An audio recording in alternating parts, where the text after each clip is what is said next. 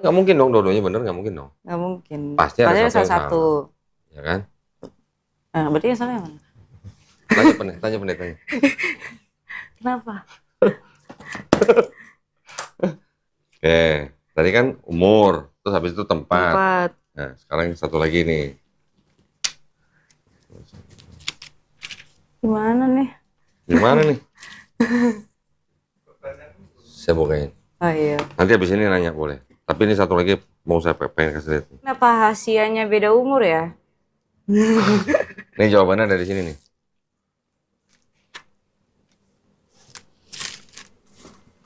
Jawabannya dari sini.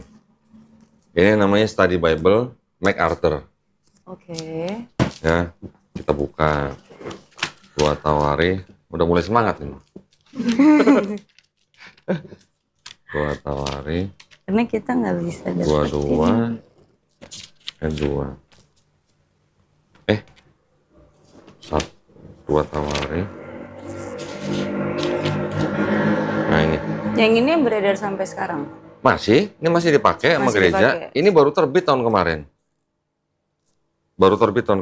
Lah, Nah ini. nggak ada yang nyadar apa? Apa? Nggak ada yang nyadar kah? Ada yang nyadar. Diam-diam aja. Ih, Orang bekasi bilang diam-diam baik. dia baik. Ini kan sama kan ini? Ya, Second Chronicle, 22nd, verse 2 kan. Okay. Asia apa? Uzziah was 42 years old when he became king. And he reigned 1 year in Jerusalem. Oke. Ini ada keterangan di bawah nih. Oke. Yang kotak bawah nih. Apa katanya? 42. This is a copy error. Nah, kesalahan penyalin. Penyalin. Easily made due to the small stroke that defined to his letters the reading of 20 years old before what. Jadi kalau lu diwawancarain, bagaimana tanggapan Kristian terhadap perbedaan seperti ini gitu? Jawabnya gimana? Ngawur ya. Nah, ngawur. Udah dikasih baca sendiri, dikasih footnote juga, masih dibilang ngawur. Soal 22. Ini nyetak ini. Masih nggak mau menerima Salah ya. nyetak. Masih nggak mau.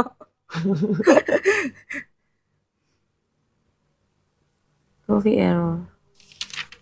Jadi yang benar 42 atau 42? 22 atau Ya, 42? kalau menurut apa ya? Menurut ini kan itu kesalahan penyalin. Yang ini 42. Iya. Biasa aja dong mukanya.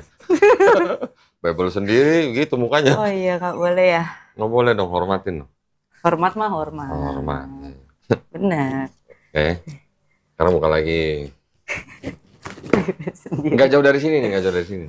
Apa tuh? Ada satu aja. Nanti kita bandingin sama bahasa Inggris. Sama masih di dua Tawarik juga nih. Coba baca. Yehoyakin berumur 18 tahun pada waktu ia menjadi raja, dan 3 bulan 10 hari lamanya ia memerintah di Yerusalem. Ia melakukan apa yang jahat di mata Tuhan. Oke. Berapa tahun? 3 bulan 10 hari lamanya. Apanya? Berapa tahun umurnya? Umurnya 18 tahun pada waktu ia menjadi raja. Itu berarti apa? 2 Tawarik 36 ayat berapa? 9. Ini Second Chronicle 36 verse 9. Coba. Ini apa? Yehoyakin sama. Jehoiakim was 8 years old when he became king, and he reigned in Jerusalem 3. Ini berapa tahun? 18. Ini? Yang ini 8 tahun. Nah, lo. Udahlah. Diskon Mulu. Diskon 10 tahun. Nanti agamaku diskon. Nah, lo.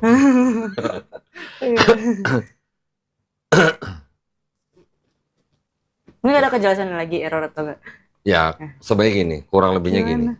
Jadi, yang di sini menerjemahkan dari manuskrip yang berbeda dengan yang di sini. Oh, kenapa? Dia menerjemahin dari Iya, jadi kalau yang ini menerjemahkan dari Septuaginta, kalau yang ini menerjemahkan dari yang apa ya, kalau nggak salah yang Greek atau apa gitu. Hebrew apa gitu, lupa gue sebentar. Oh, beda yang jadi buku terjemahannya beda berarti. Sumbernya beda. Sumbernya beda. Oh, gitu. Kalau yang ini menerjemahkan dari ini dari Masoretik. Masoretik. Teks Masoretik berbahasa Ibrani yang sudah ada tanda bacanya. Kalau yang ini dari Biblia Hebraika, juga bahasa Ibrani juga. Tapi sumbernya berbeda. Nanti kalau perjanjian barunya, yang ini dari Textus Receptus, yang ini dari Novum Testamentum Grace gitu. Yang pakai Nestle Aland. Jadi begitu banyak manuskrip yang ternyata isinya berbeda-beda. Iya lagi. Tapi yang diikuti oleh gereja yang ini. Yang di gereja Indonesia. Yang gereja Indonesia. Yang di gereja di Amerika, di Eropa yang ini. Oh beda, bukannya kalau Kristen satu. Ya kalau orang sono kan nggak tahu bahasa Indonesia. Ini kan hanya terjemahan. Terjemahannya doang. Iya. Dari tadi mukanya. Baru kali ini ada orang Kristen datang sini ngeliat Bible-nya begitu mukanya. Bible-nya sendiri begitu ngeliatnya. Om ya, jadi di dalam sebuah kitab suci boleh nggak ada hal seperti ini? Nah, kalau mau disebut sebagai holy gitu. Harusnya enggak sih? Enggak dong. Gitu. Enggak boleh. Iya. Mau lagi? Boleh. Ini kan angka-angka lah ya. Nanti yang berurusan dengan tempat juga ada. Hah? Kok bisa tempat dibedain? Kalau tempat kan bahasa Inggris sama bahasa itu sama. Baca dulu nih. Ini yang pasal ayat terakhir sebelum pasal 5. Oh, dan ia memberitakan Injil dalam rumah-rumah ibadat Yudea. Lukas.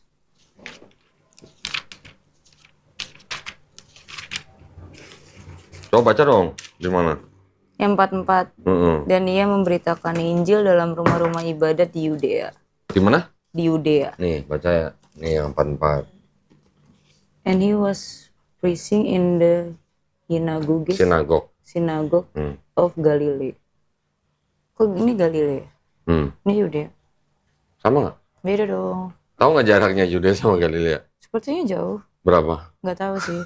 Tapi 70 mil. Tapi Galilea 70 mil. 70 mil itu kira-kira 113 km. Lumayan kalau jalan kaki mah nggak cukup sehari. Depok. Sukabumi. Sukabumi nyampe ya. Sini ke Cikampek lah. Bedanya.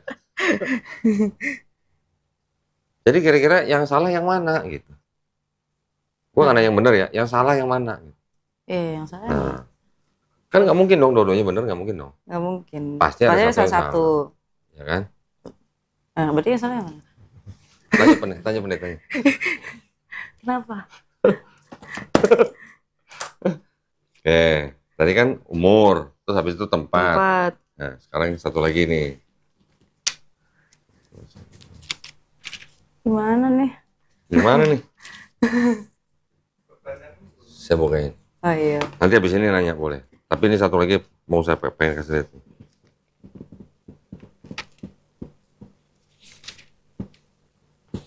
Yang kuning nih, coba baca. Dan terjadi lagi pertempuran melawan orang Palestina di Gob.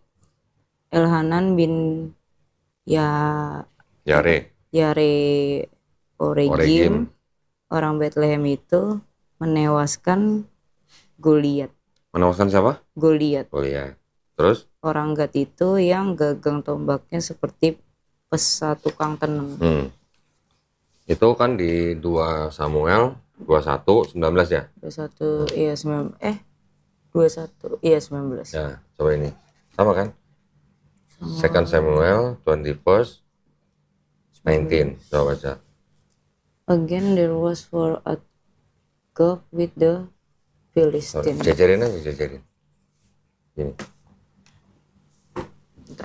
Nah, gitu. Philistine were Elhanan, the son of Jare Oregim. Bentar ya. The Bethlehemite. Kira the brother Goliatnya. Saya kan cuma suruh baca sendiri ya. Dikit. Mukanya biasa aja dong. Mukanya begitu. The soul of us is like. Bisa bahasa Sunda? Enggak lagi. Hah? Enggak, aku Nggak orang ya? Jawa. Oh, Jawa ya. Atau Gimana jadi? Mungkin nggak dua-duanya benar? Yang satu bunuh Goliat, yang satu bunuh saudaranya Goliat. Ini saudaranya nih, Nah, Goliat ini. kira-kira yang salah yang mana? Nggak tahu. Yang salah yang ini. Kenapa gitu? Karena ada ayat lain begini bilangnya. Berarti Nih, ini aku tandain dulu ya. Ini ada lain begini ngomongnya. Di 1 Tawarikh 20 ayat 5. Maka terjadi lagi pertempuran melawan orang Palestina, lalu Elhanan bin Yair menewaskan Lahmi, saudara Goliat. Orang Siapa yang dibunuh? saudara Goliat. Siapa namanya? Menewaskan Lahmi. Lahmi saudaranya Goliat kan. Tapi ketika masuk ke 2 Samuel 21:19, Tadi Goliat. jadi Goliat yang dibunuh. Yang membunuh siapa kan namanya? Sama kan? Elhanan kan? Sama-sama Elhanan kan?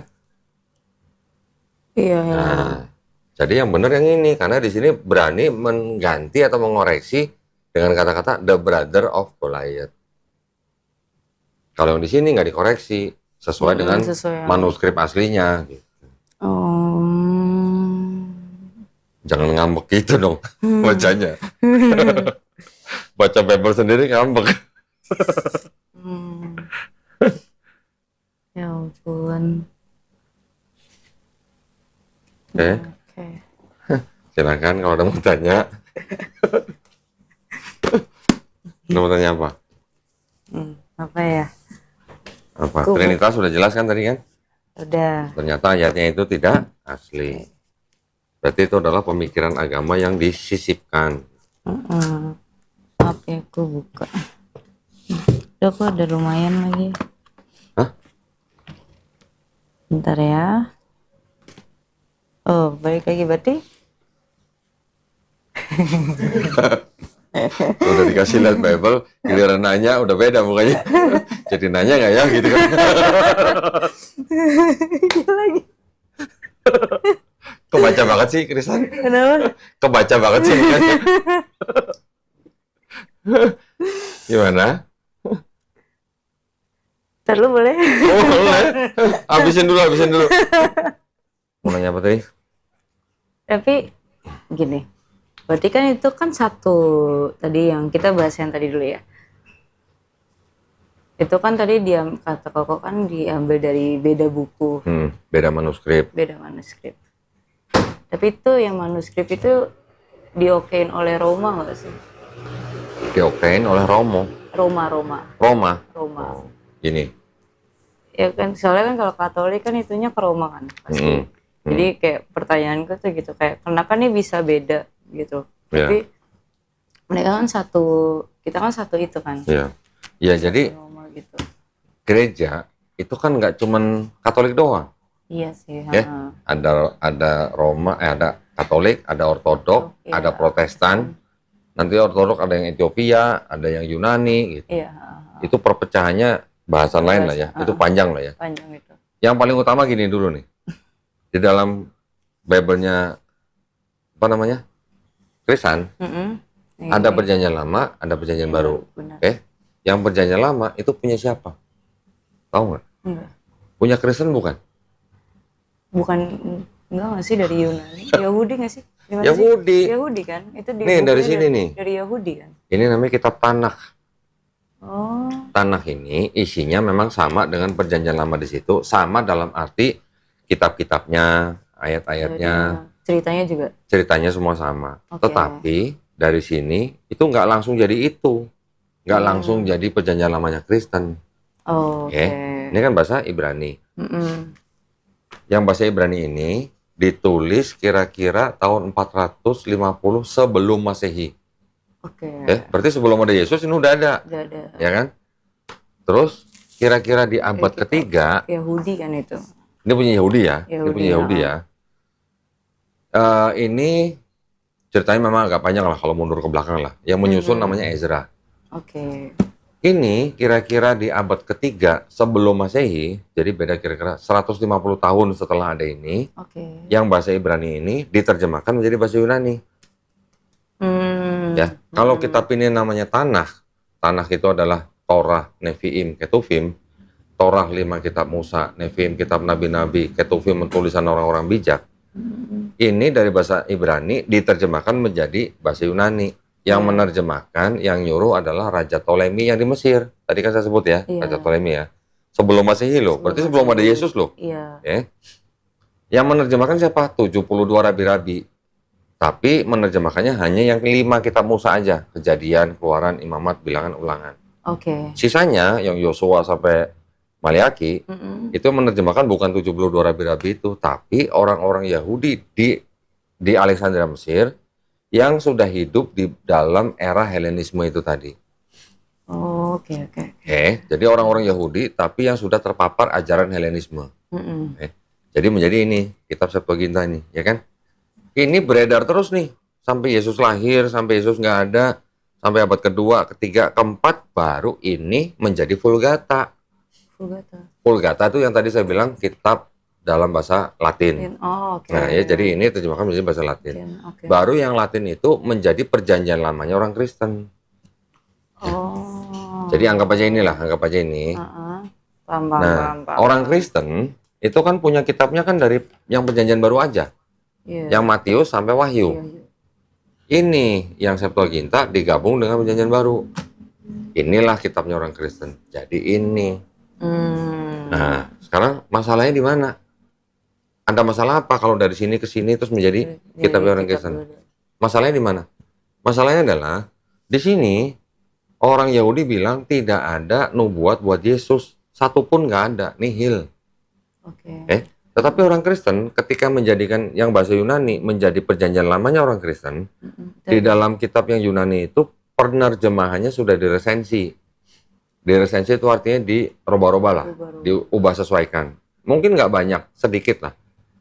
Dan juga dari sini setelah menjadi ini ditafsirkan sama orang Kristen, dikatakan bahwa di dalam sini seolah-olah berbicara mengenai Yesus di perjanjian baru. Ya, jadi bedanya menurut orang Kristen yang sudah jadi kitab Yunani ini berbicara tentang Yesus di perjanjian baru. Sedangkan menurut yang punya kitab ini bilang ini tidak ada nubuat buat Yesus. Gitu. Oh, berarti yang orang bilang kayak Injil tuh ada kan sebelum adanya Tuhan Yesus.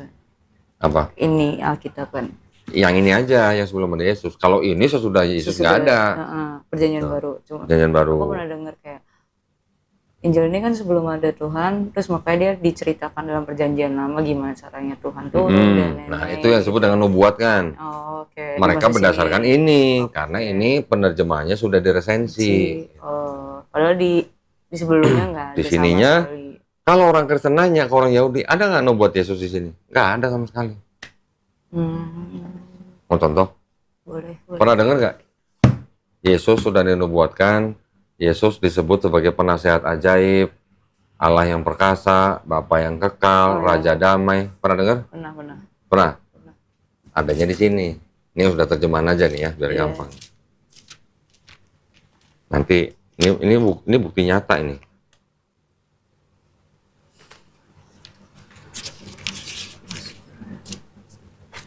Pasal 9 ayat 5. Anak lahir untuk kita, seorang putra telah diberi. Dibaca coba. Sebab seorang anak telah lahir untuk kita, seorang putra telah diberikan untuk kita. Lambang pemerintahan ada di atas bahunya, dan namanya disebutkan orang penasihat ajaib, Allah yang maha perkasa, Bapa yang kekal, Raja damai. Ini kan yang selalu disebutkan. Iya kan? Itu dianggap buat Yesus kan? Iya. Pendeta atau Romo akan bilang ayat ini adalah nubuat untuk Yesus. Benar? Karena Yesus sebut penasihat ajaib, Bapa yang kekal, Allah perkasa, Raja damai. Ini kita sekarang lihat teks yang berasal atau yang dimiliki oleh orang Yahudi. Ya.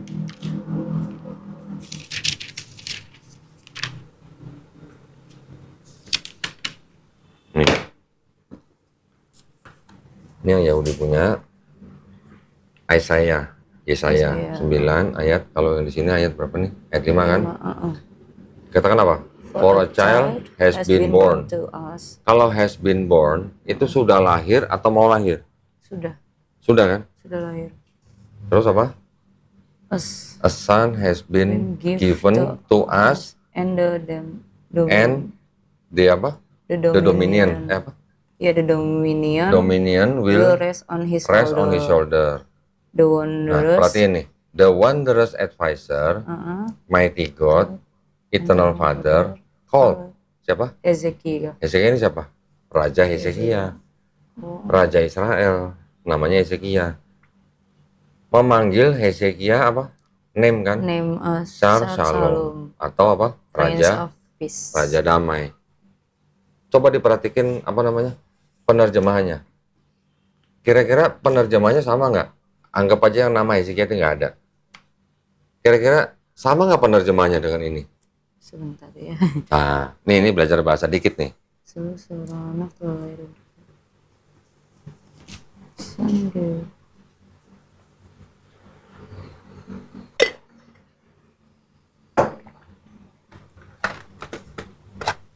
Sama nggak sih? Atau sama atau beda? Sama sih. Kelihatannya sama ya? Sama. Nanti saya kasih tahu bedanya apa. Sama sih. Kalau yang penerjemahan orang Kristen, bilangnya begini. Namanya disebutkan orang, penasehat ajaib, Allah perkasa, Bapa kekal, Raja damai. Namanya disebutkan orang, ada 4 nama kan? Iya, ada 4 nama. Oke, jadi yang disebut ini sebagai Yesus itu nanti yang akan lahir 700 tahun setelah kitab ini, namanya akan disebut sebagai penasehat ajaib, Allah perkasa, Bapa kekal, Raja damai. Oke. Tapi kalau di sini penerjemahnya begini. For a child has been born to us, a son has been given to us, and the dominion will rest on his shoulder. Ya, berarti ini. The wondrous advisor, mighty God, eternal Father, menyebut namanya Shalom atau Prince of Peace. Jadi yang disebut dengan mighty God, wondrous advisor, atau eternal Father, itu bukan Hezekiahnya, tapi siapa? Tuhan yang Maha Kuasa. Tuhan yang Maha Kuasa yang bergelar Mighty God, Wondrous Advisor, sama Eternal Father menyebut nama itu sebagai Raja Damai. Nah, beda kan berarti kan? Kalau di sini orang itu atau anak itu akan disebut penasihat ajaib, Raja Damai, Allah perkasa, Bapa kekal. Tapi di sini Tuhan yang Maha Kuasa itu, Mighty God, Wondrous Advisor, Eternal Father, menyebut nama orang itu Shalom atau Raja Damai. Beda berarti kan terjemahnya gitu. Lagi pula di sini dengan tegas ditulis Hezekiah. Berarti ayat ini untuk Raja Hezekiah, bukan untuk Yesus gitu. Nah, Kristen menganggap ini ayat untuk Yesus. Yang punya kitab ini siapa? Kan orang Yahudi. Kitab ini dipakai sama Kristen. Terus ditafsirkan dengan tidak sama dengan ini. Gimana kalau ada kejadian begitu?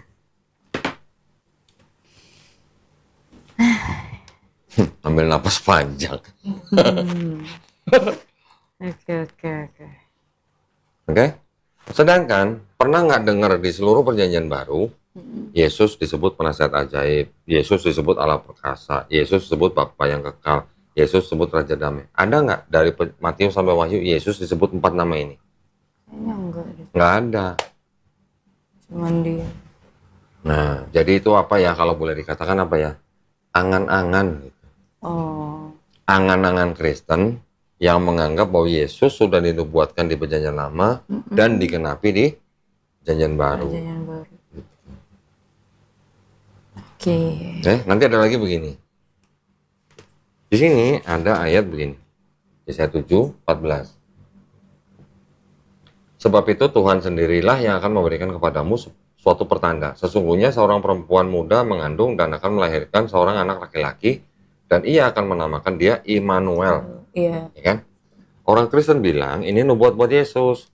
Pengenapannya ada di sini. Ayat 23. Hal itu terjadi supaya genaplah yang difirmankan Tuhan oleh Nabi, sesungguhnya anak darah itu akan mengandung dan melahirkan seorang anak laki-laki. Dan mereka akan menamakan dia Immanuel, yang berarti Allah menyertai kita. Oh. Sepanjang hidupnya, di 4 gospel, Matius sampai Yohanes, ada nggak orang nyebut Yesus Immanuel? Nggak pernah, ya cuma di sini aja ada.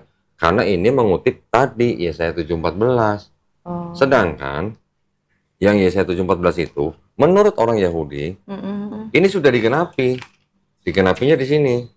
Kalau tadi Yesaya 7:14, sekarang Yesaya 8 ayat 3. Kemudian aku menghampiri istriku, ia mengandung dan melahirkan seorang anak laki-laki, lalu berfirmanlah Tuhan kepadaku, namailah dia Maher Shalal Hasbaz.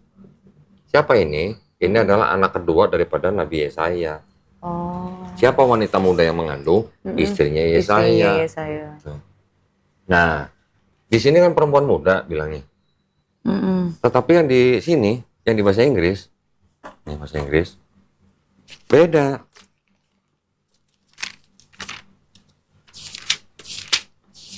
Yang di bahasa Inggris di sini, Yesaya 7 ayat 14, Thus say the Lord God, 14. Therefore the Lord himself will give you a sign, behold the virgin. Virgin. Sama nggak virgin sama perempuan muda? Beda.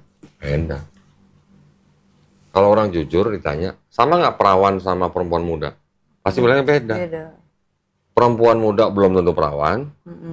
Perawan belum tentu muda. Nah, gitu kan? Kan ada perawan tua kan? Kalau kata bahasa Ibrani untuk perawan itu, kalau di sini di sini menggunakan kata yang diterjemahkan itu ha'almah. Ha'almah itu artinya dalam bahasa Ibrani perempuan muda. Tetapi di sini kan diterjemahkan menjadi virgin. Kalau untuk virgin, kata Ibraninya itu ada betulah. Jadi beda gitu. Nah, penggunaan kata ha'almah di sini diterjemahkan menjadi virgin, tetapi di ayat lain sebagai perempuan muda. Jadi nggak konsisten gitu. Jadi dipilih-pilih nih ayat mana yang cocok buat Matius 1:23 itu menjadi virgin. Di sini Matius 1:23 menjadi anak darah. Nah, anak darah kan virgin sama, ya kan?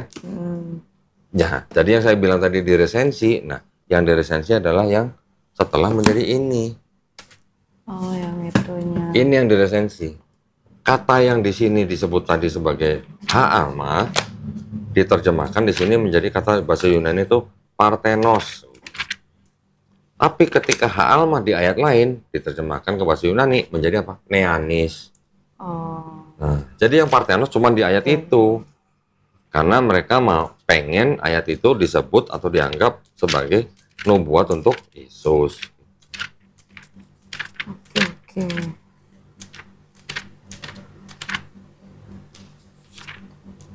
Berarti nanti nih kan virgin nih. Yesaya 7 ayat 14 kan virgin kan. Iya, di sini tulisan apa nih? Parthenos. Nah, ya. Di ayat lain saya bisa tunjukin di Keluaran 2 ayat 8.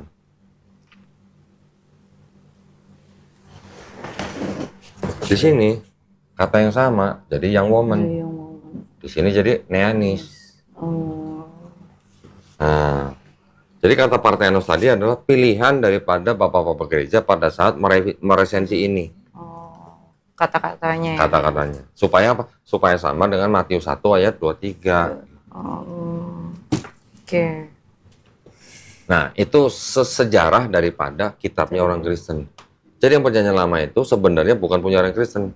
Bukan orang Kristen yang nulis. Yang nulis adalah orang-orang Yahudi jauh sebelum ada Yesus.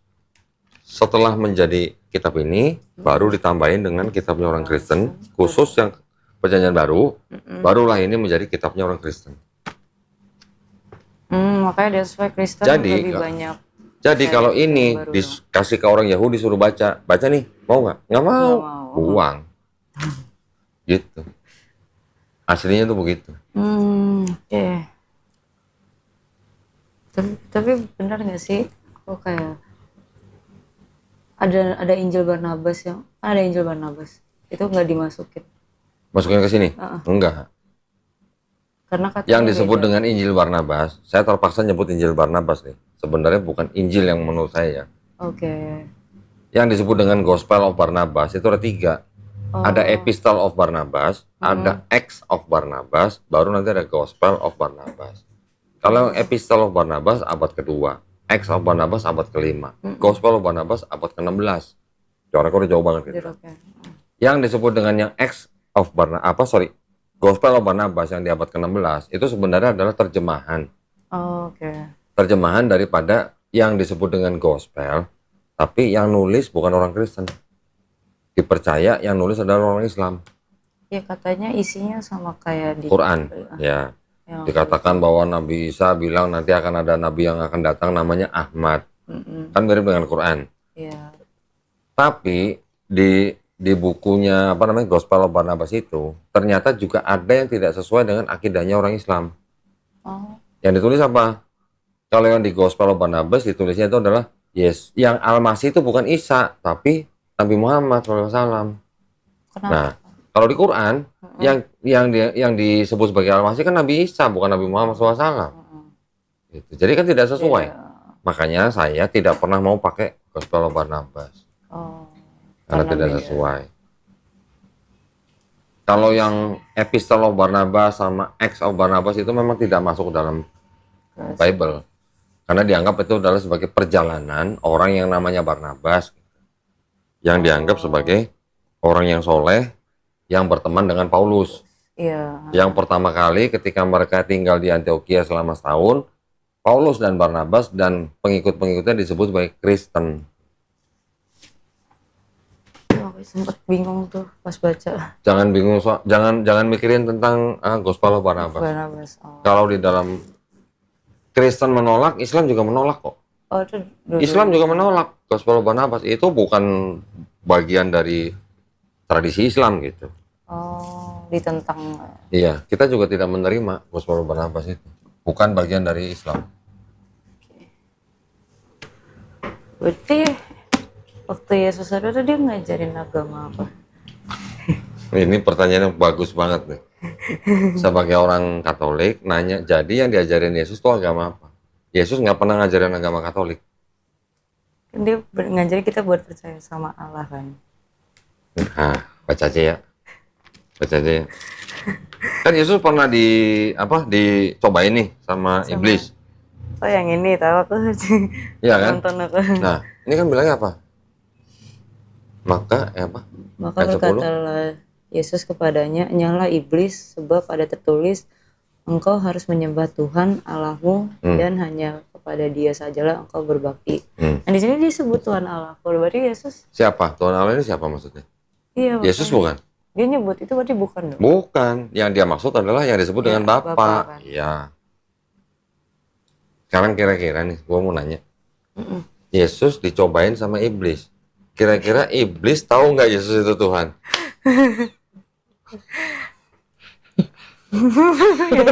Sama lagi. Susah jawabnya pasti kan. Nanti pendeta bisa bilang itu Yesus lagi jadi manusia gitu. Iblis tahu nggak itu Tuhan lagi jadi manusia gitu.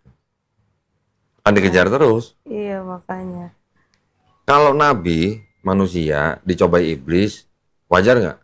Karena dia kan emang manusia. Nabi. Ya. Nabi Ayub kan dicobain iblis juga. Nabi Yesus cobain iblis, kalau dia benar-benar nabi, wajar, gitu kan? Tapi kalau iblis nyobain Tuhan, gimana sih? Emang bisa.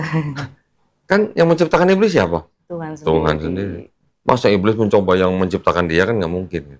Gitu. Nah, ini perintahnya Yesus waktu diuji nih.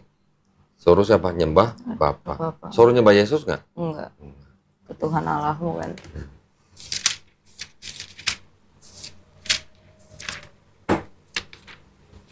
Ini ada ayat begini nih. Ini yang dianggap sebagai ajaran Yesus nih. Matius 18 ayat 3 nih. Bilang apa? Lalu berkata, aku berkata kepadamu, sesungguhnya jika kamu tidak bertobat dan menjadi seperti anak kecil ini, kamu tidak akan masuk ke dalam surga. Anak kecilnya Yesus. Hah? Maksudnya yang dimaksud anak kecil ini maksudnya kan gini, ini baca di ayat sebelumnya deh. Ini kan Yesus tanya nih, Baca dari awal deh. Oke, pada waktu itu datanglah murid itu kepada Yesus dan bertanya, siapakah yang terbesar dalam kerajaan surga? Maka Yesus memanggil seorang anak kecil yang menempatkannya di tengah-tengah. Oke. Terus lalu berkata, aku berkata kepadamu, sesungguhnya jika kamu tidak bertobat dan menjadi seperti anak kecil ini, kamu tidak akan masuk ke dalam kerajaan surga. Sedangkan barang siapa merendahkan diri dan menjadi seperti anak kecil ini, dia yang terbesar dalam kerajaan surga. Jadi Yesus bilang apa? Jikalau kamu tidak bertobat dan menjadi seperti anak kecil ini, kamu tidak masuk kerajaan surga. Jadi kalau buat masuk kerajaan surga harus apa? Bertobat. Harus bertobat. Menjadi seperti anak kecil mungkin gambaran sebagai orang yang polos lah ya. Nah. Anda nggak ngajarin, lu kalau mau masuk surga harus percaya gue sebagai Tuhan gitu? Enggak pernah nemu sih. Enggak. Gitu. Makanya. Ajaran Yesus gini lagi.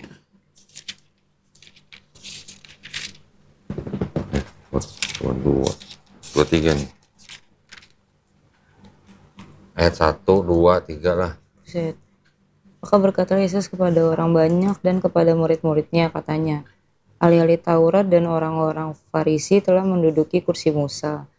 Sebab itu turutilah dan lakukanlah segala sesuatu yang mereka ajarkan kepadamu, tetapi janganlah kamu turuti perbuatan-perbuatan mereka, karena mereka mengajarkannya tetapi tidak melakukannya.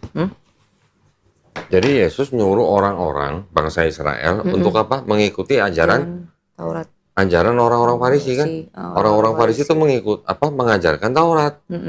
Disuruh mengikuti ajarannya tapi tidak mengikuti perbuatannya. Karena orang-orang Farisi dikatakan apa? Mereka mengajarkan tapi tidak melakukan.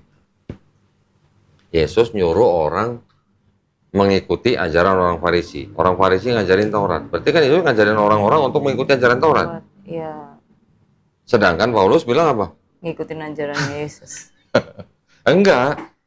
Paulus bilangnya, ngikutin apa ya? Kalau nggak percaya Yesus mati di atas kayu salib sebagai Tuhan dan Juru Selamat, dosamu nggak ditebus. Iya.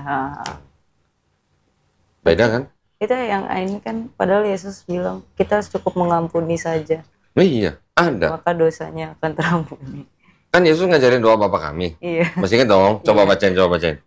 Nanti ada pendeta yang ngomong begini, karena yang bisa mengampuni dosa hanya Yesus. Tapi doa Bapa. Jadi yang bisa mengampuni, karena Yesus yang bisa mengampuni dosa, maka Yesus Tuhan. Bacain doa Bapa kami deh.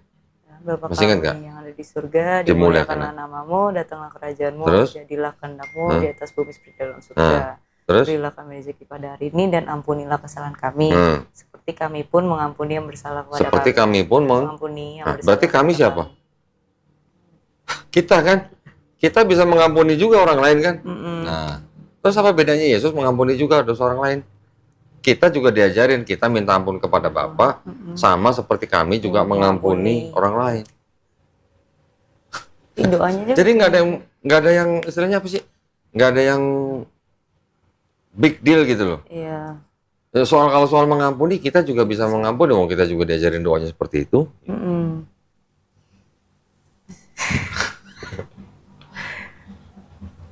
Ya kan?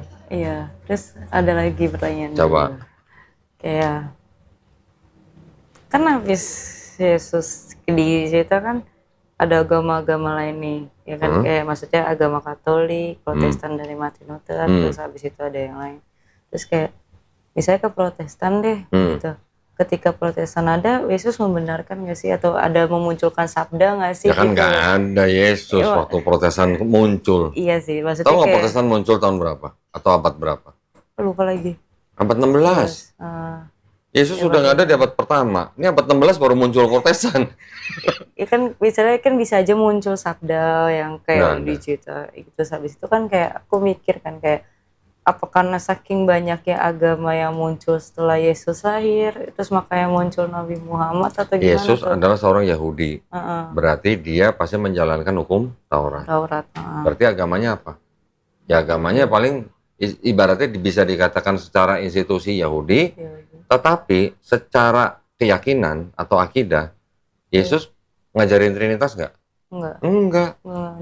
Yang Yesus ajarin apa tadi kan? Sembahlah Tuhan Allahmu saja. Kamu harus berbakti dan menyembah Dia. Ikuti ajaran orang-orang Farisi, ajaran Taurat maksudnya. Kalau mau masuk kerajaan surga, tobat. Iya. Ya dong? Benar-benar. Nah, sekarang gini, ini ada ayat begini nih ya. Ini yang dianggap mungkin sebagai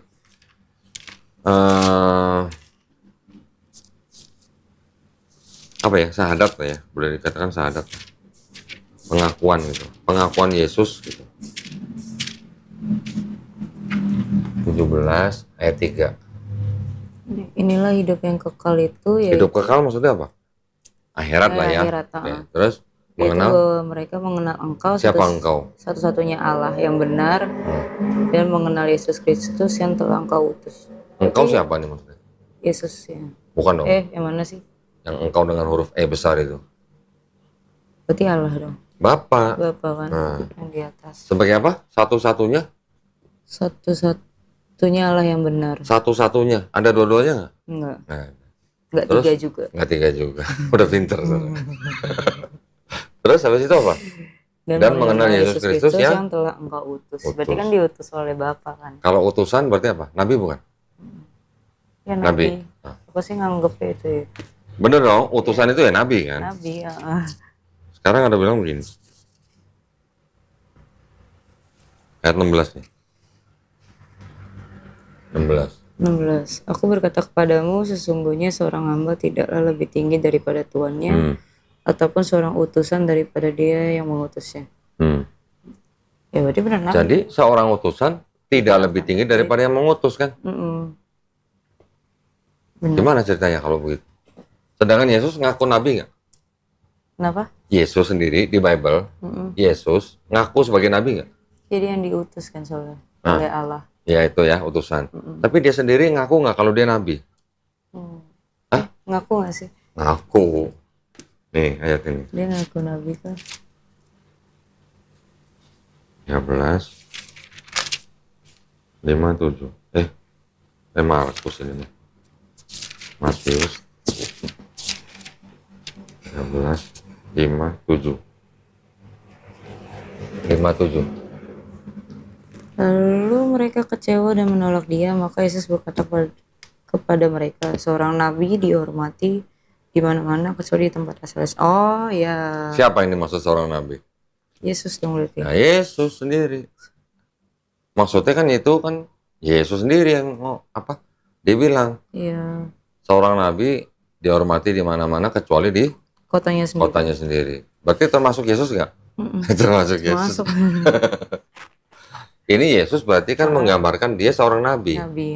Orang lain nyebut Yesus nabi nggak? Kristen Tuhan. Iya. Tapi di sini di gospel ada nggak orang lain yang menyebut Yesus juga sebagai nabi?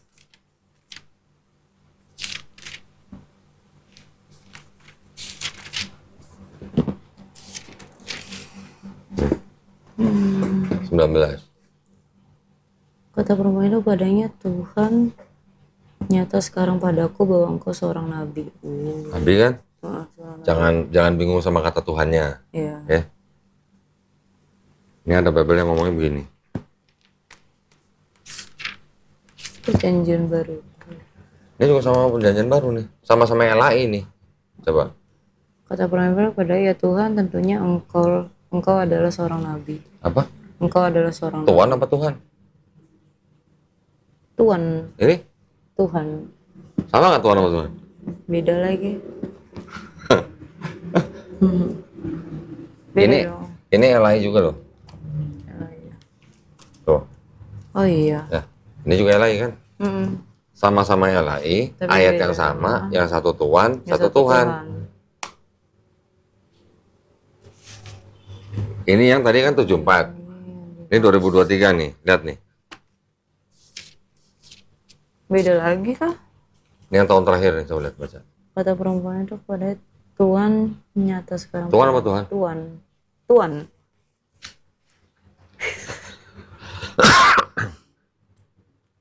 Kok sama? Ini sama-sama LAI semua nih. Versinya aja yang beda-beda. Terjemahannya ya. Versi lain ada nggak? Ada nih. Ini versi ND. Versi apa? ND. ND itu dari NTT. Oh, oke.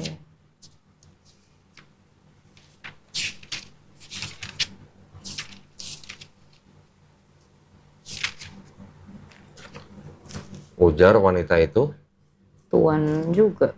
Tuhan. Nyatalah Tuhan adalah seorang nabi. Tuhan juga. Tuhan juga. 3 lawan 1 nih. 3 lawan 1. Nah, orang Kristen nanti kan bilang begini. Iya. Yang Yohanes Ayat 13 ya. Oh, 13. Mereka biasa kasih ayat begini. Kau menyebut aku guru dan Tuhan. Apa Tuhan? Dan katamu itu. Coba kita lihat yang ini. Akulah guru dan Tuhan. Di situ Tuhan lagi. Ini apa? Kau menyebut aku. Junjungan. Hah? Nah. Hah?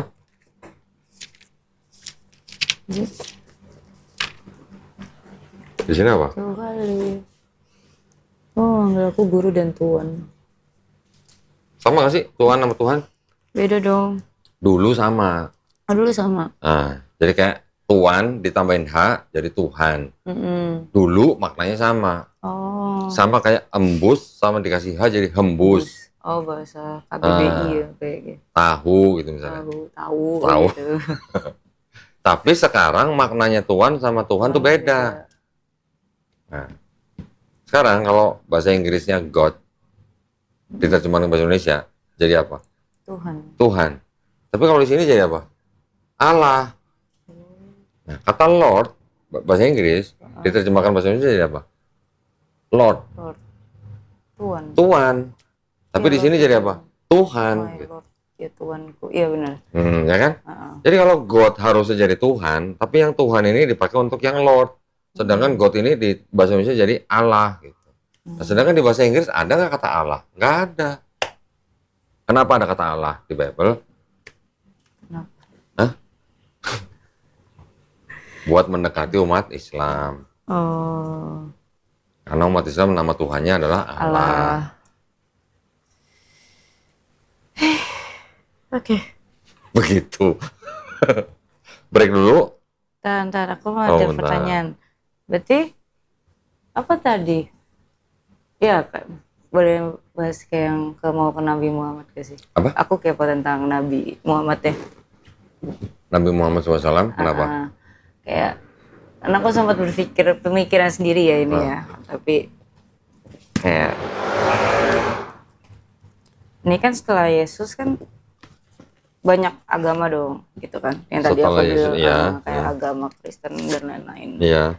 Nah, terus kayak itu sih tadi kayak sebenarnya ngajarin apaan sih, terus kayak apa karena banyaknya agama ini Tuhan mengutus Nabi Muhammad itu kah atau gimana ceritanya gitu? Karena aku kan belum tahu banyak kan tentang itu. Di dalam akidah orang Islam begini, Allah Subhanahu Wa Taala sebagai Tuhan yang Maha Esa itu sudah memberikan atau sudah menurunkan nabi-nabi, ya, menurunkan nabi-nabi dalam arti untuk memberitahu kepada manusia yang lain atau umatnya Nabi itu pesan tentang adanya Tuhan dan pesan tentang tidak ada Tuhan yang lain kecuali Allah Subhanahu Wa Taala.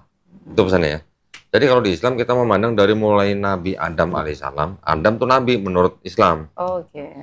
Dari mulai Nabi Adam alaihissalam, Nabi Nuh alaihissalam, Nabi Abraham alaihissalam, Nabi Musa alaihissalam, Nabi Harun alaihissalam, Nabi Daud alaihissalam, Nabi Sulaiman alaihissalam, sampai Nabi Yesus alaihissalam, kita kalau nyebut nama Nabi selalu ditambahin alaihi salam. Kenapa? Tahu nggak artinya? Enggak. Semoga damai besertanya. Oh. Jadi kita selalu mendoakan Nabi kita dengan sebutan yang baik supaya Nabi kita semoga damai besertanya. Kalau khusus untuk Nabi Muhammad kita sebutnya Nabi Muhammad Shallallahu Alaihi Wasallam. Itu ceritanya memang sedikit di atas alaihi salam lah gitu. Oke. Penghormatan yang tinggi lah terhadap Nabi Muhammad SAW. Tetapi kita tidak sampai mengkultuskan bahkan menuhankan gitu. Iya. Jadi seluruh dari Nabi Adam alaihissalam sampai Nabi Muhammad SAW itu adalah semua nabi-nabi yang menyampaikan pesan dari Allah Subhanahu Wa Taala kepada umat manusia. Pesannya sama, semuanya satu pesannya. La ilaha illallah. Tidak ada Tuhan selain Allah. Okay. Coba perhatikan di dalam Bible. Pesannya Nabi Musa kepada umat Israel apa?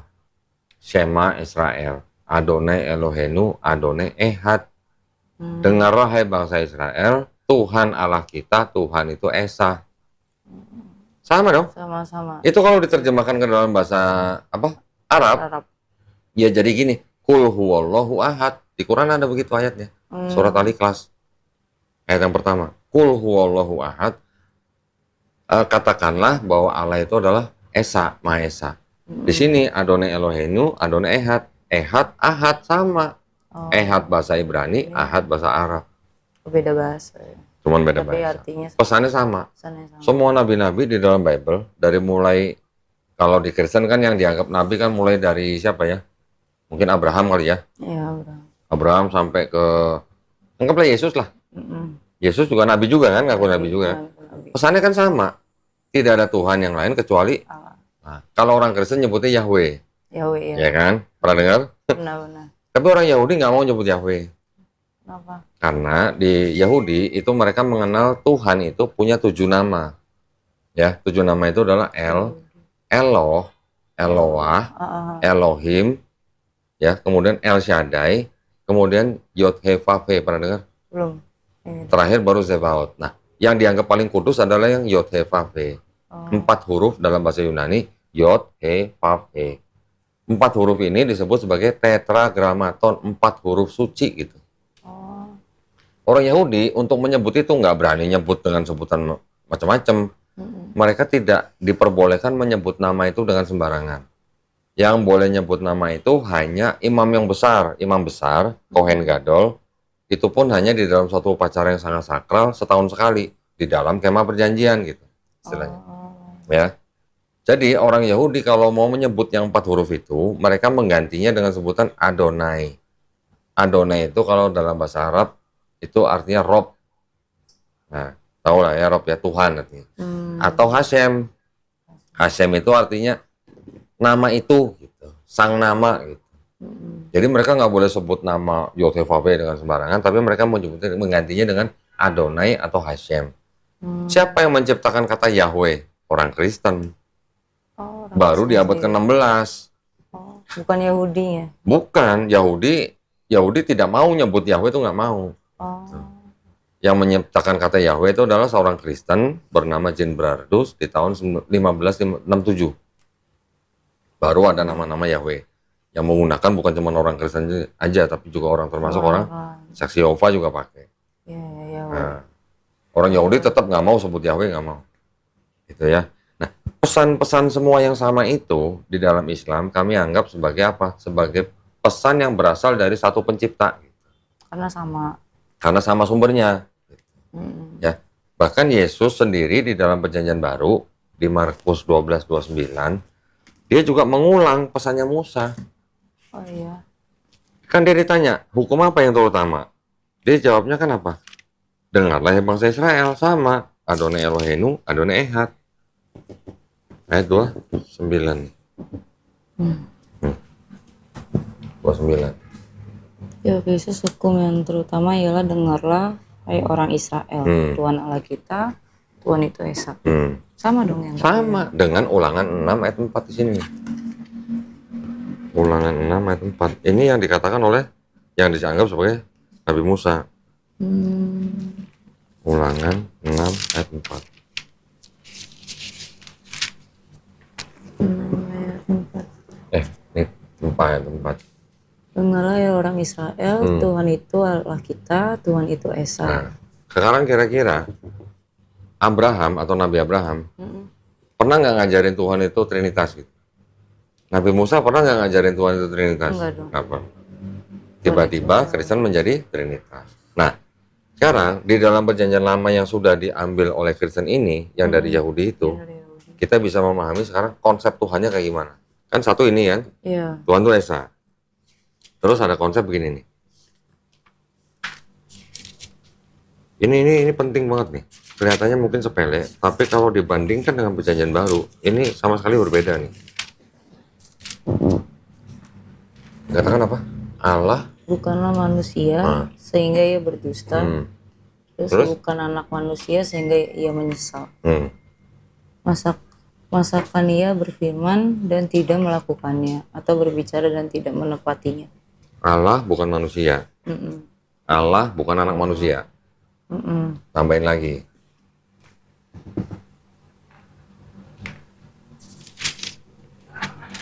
Ayat 6. Lalu malaikat Tuhan itu memberi jaminan kepada Yosua. Kok Zakaria, sorry, Maliaki. Oh, Maliaki ya. 3 ayat 6. Baliknya. Iya. Oh, bahwasannya aku Tuhan tidak berubah dan kamu Bani Yakub tidak akan lenyap. Jadi Tuhan bukan manusia, Tuhan bukan anak manusia, Tuhan tidak akan berubah. Ya. Tiba-tiba di perjanjian baru Tuhan jadi Yesus. Gitu. Nyambung nggak kira-kira? Enggak lah. Berarti kan tadi disebutkan juga Yesus tuh nabi kan? Yesus sendiri ngaku nabi. Yesus sendiri ngaku nabi kan? Kenapa jadi Tuhan tiba-tiba? Nah, kalau mau dilihat atau mau dipelajarin kira-kira kenapa ya kok Yesus dianggap Tuhan oleh Kristen di perjanjian baru, gitu kan? Sebenarnya kalau melihat pesan-pesannya kan sebenarnya tidak mengindikasikan bahwa Yesus Tuhan. Yeah. Oke, mungkin Kristen nanti menggunakan beberapa ayat yang seolah-olah Yesus itu sudah ada sebelum ada Abraham. Tetapi itu adalah ajaran Yesus bahwa semua manusia sebelum lahir sudah ada di dalam pengetahuan Tuhan. Karena di perjanjian lama disebutkan bahwa Sulaiman juga sudah ada sebelum bumi diciptakan. Ayub juga sudah ada sebelum bumi diciptakan. Yeremia juga sudah diketahui Tuhan sebelum ada kandungan, sebelum ada di dalam kandungan. Jadi itu artinya sebenarnya semua manusia itu sebenarnya sudah ada dalam pengetahuan Tuhan sebelum bumi diciptakan. Di Islam kita juga begitu. Kita memahami bahwa setiap manusia punya roh, ya kan? Roh kita ini dulu sebelum lahir jadi manusia, itu kita sudah bersumpah di hadapan Allah Subhanahu Wa Taala, sudah berikrar lah bahwa Tuhan itu hanya Allah Subhanahu Wa Taala, tidak ada yang lain. Oke? Setelah kita jadi manusia, kita semua sudah dilupakan, udah lupa nih dengan ikrar kita yang dulu. Jadi ketika manusia itu lahir, dia sebenarnya fitrahnya adalah Muslim. Muslim itu artinya orang yang berserah diri hanya kepada satu pencipta. Muslim. Kalau Islam itu ajarannya, Muslim itu adalah orang yang berislam. Ya. Islam itu artinya berserah diri kepada sang pencipta. Muslim adalah orang yang berislam, artinya orang yang berserah diri kepada sang pencipta. Jadi setiap bayi yang lahir, fitrahnya dia adalah Muslim sebenarnya. Karena bisa berserah diri kepada siapa bayi ini? Kan hanya kepada penciptanya.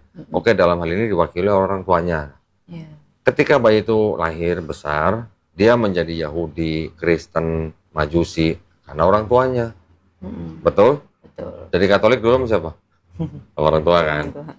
Nah, ketika misalnya bayi itu sudah besar, nanti dia mendengar tentang Islam, misalnya dia sampai menerima Islam, bahkan sampai dia memeluk Islam, orang ini sebenarnya bukan pindah agama. Orang ini sebenarnya kembali atau balik ke fitrahnya. Fitrah manusia sebagai Muslim. Orang yang hanya berserah diri kepada Sang Pencipta. Di Islam konsepnya begitu. Ya. Dan insya Allah kalau orang di luar Islam masuk Islam, insya Allah dosa dari mulai diakil balik sampai dia bersahadat, insya Allah dihapusin. Tapi semua kebaikannya nggak dihapus, kebaikannya dicatat sebagai pahala. Itu konsepnya dalam Islam. Ya. Dan di Islam kita tidak ada yang namanya penebusan dosa oleh orang lain. Ya, di Islam kita hanya diperintahkan kita menjalankan perintahnya, menjauhi larangannya. Jadi kita hanya untuk diperintahkan bertakwa. Gitu. Kita melakukan amalan-amalan baik supaya apa? Berharap kita mendapatkan tempat yang baik nanti di akhirat. Apa? Surga misalnya kan. Tetapi setiap orang Islam kalau ditanya, Imam lu pasti masuk surga nggak? Kok nggak tahu gimana sih? Iya dong, kan dipercaya itu. Kok nggak tahu? Masuk, cuma dicuci dulu kalau banyak dosa. Nah, ya satu katanya apa? Insya Allah. Jadi kita selalu mengatakan insya Allah harusnya. Artinya jika Tuhan mengendaki, jadi kita mengharap atau berharap atas rahmat Allah. Gitu. Ya kita sebenarnya pas kita ngomong kayak gitu, kayak kita berserah kan kayak. Iya. Ya udah deh gitu. Iya. Orang yang berkata insya Allah artinya dia sedang menyerahkan segala urusannya kepada Allah. Karena kan artinya insya Allah kan jika Tuhan mengendaki. Iya. Di Bible ada nggak kata insya Allah? Jika Tuhan mengendakinya iya. Enggak, kita insya Allah ada nggak? Nggak ada. Nggak ada. Ntar gue tunjukin, bingung lo ntar lo. Masa ada sih? LAI loh. Perjanjian baru lagi? Perjanjian baru lagi. Masa sih? Lo kok masa sih?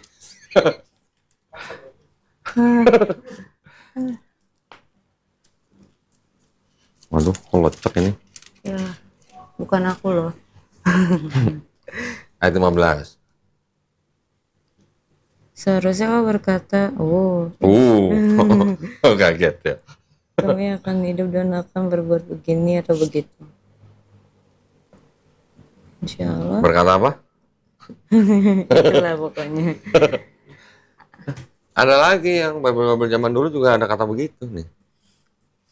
Ini terbitan 1916 nih.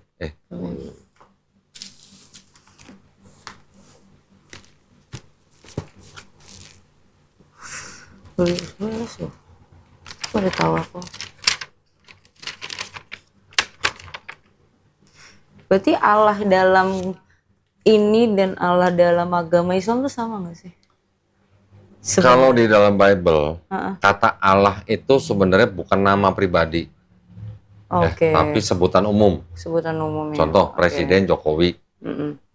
Yang namanya yang mana? Jokowi. Jokowi. Presiden itu apa? Jabatan. Jabatan atau sebutan umum. Sebutan umum.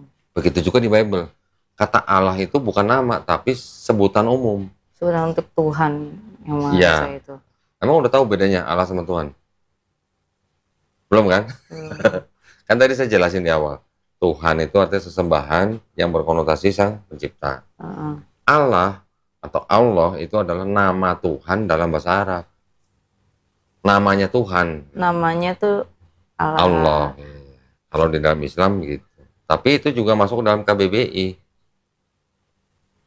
Jadi penggunaan kata Allah di dalam Bible itu tidak sesuai dengan KBBI. Berbeda. Iya, karena kalau KBBI bilang Allah itu adalah nama Tuhan dalam bahasa Arab. Sedangkan di sini Allah digunakan sebagai sebutan umum atau jabatan atau gelar gitu. Bahkan nanti ada ayatnya apa? Jangan ada Allah-Allah lain di hadapanku. Betul? Pernah dengar kan? Pernah baca kan? Kalau kita orang Islam begitu dengar jangan ada Allah-Allah lain. Aduh, rasanya gimana ya? Itu nama gitu buat orang Islam. Kalau mereka malah sebutan untuk gelar. Jabatan. Karena jabatan, ketika ditanya bedanya Allah sama Tuhan apa? Pada bingung.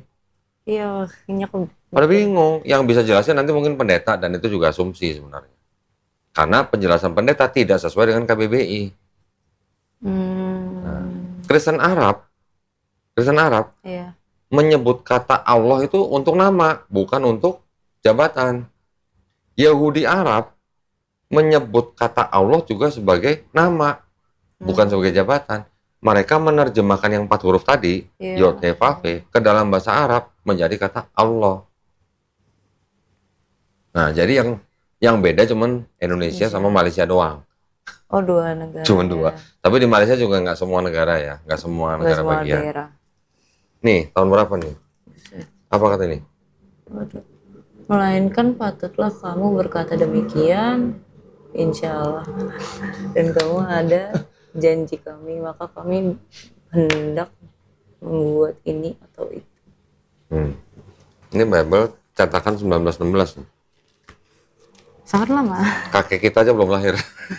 Ini udah 1 abad lebih. Ya ampun. Nah, yang beginian saya sampai cari, saya beli ini untuk membuktikan gitu. Iya. Di dalam sini ada kata insya Allah. Ada kata assalamualaikum. Itu di situ ada. Hah? Itu di situ ada. Assalamualaikum. Itu Alkitab kan?